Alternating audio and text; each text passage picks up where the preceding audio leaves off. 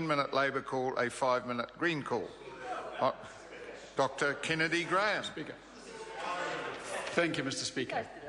The Prime Minister opened this debate with the claim that the government is continuing with its plan to build a faster-growing economy with more jobs and rising incomes. New Zealand, he says, will return to surplus, reduce debt, increase productivity, and then reform the public service. This is the same six-point mantra in his original speech from the throne back in 2008.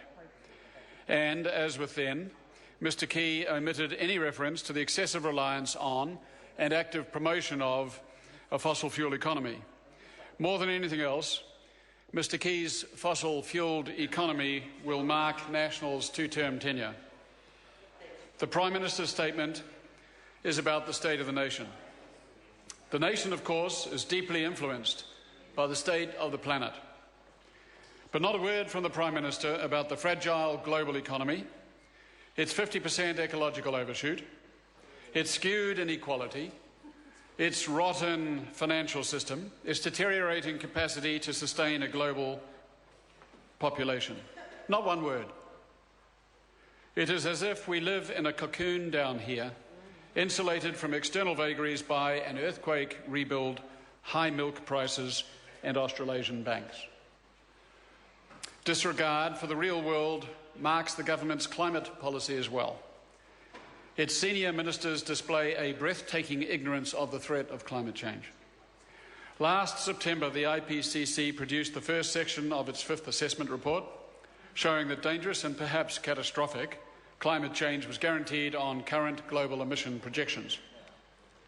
The UN Secretary-General urged the world to pay heed to the report, saying, "The heat is on, we must act."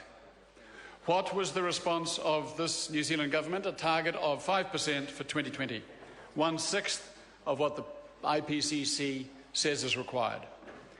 The US Secretary of State said that the IPCC report was, quote, "yet another wake-up call. Those who deny the science," he said, "or choose excuses over action are playing with fire." What was the response of the Minister for Transport? He found the hypothesis of anthropogenic emissions to be an interesting prospect.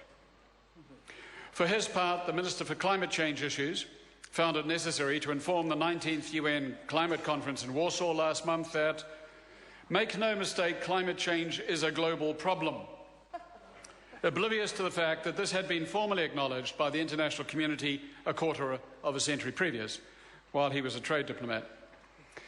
But of course it was the Prime Minister himself who said, as recently as 2005, that he was sceptical of global warming. Well, Prime Minister, the New Zealand scientists who lead the IPCC work are not sceptical. They were not sceptical back in 2005, not even in 1990 when the first IPCC report came in.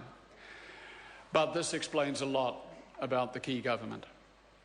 Last week, the European Union demonstrated once again its leadership in climate policy with an announcement by the Commission of a 2030 target of 40% off its 1990 level.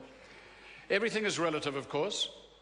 In the wonderland that is the 21st century, the IPCC had 7 years ago identified that reduction as a minimum for 2020.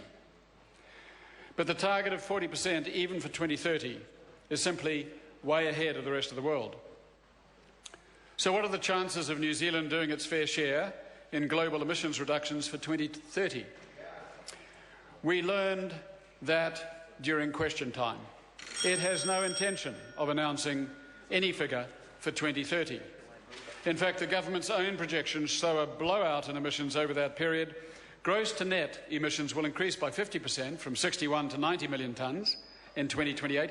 Net to net, Mr. Speaker, net to net emissions will increase 300% from 32 to 98 million tonnes. This, of course, is why the Prime Minister touches on the prosaic when he delivers his annual State of the Nation speech. He says nothing about the big world picture out there, nothing about what is required to secure the next generation, nothing much at all, really. Well done, Kennedy. That sums it up. Carol Beaumont. 10 Very minutes. much, Mr Speaker. And can I start, as it's the first time I've spoken in the House this year, wishing everybody, Mr Speaker, parliamentary colleagues and all of the staff in this place a very happy new year. It is, of course, an election year, and we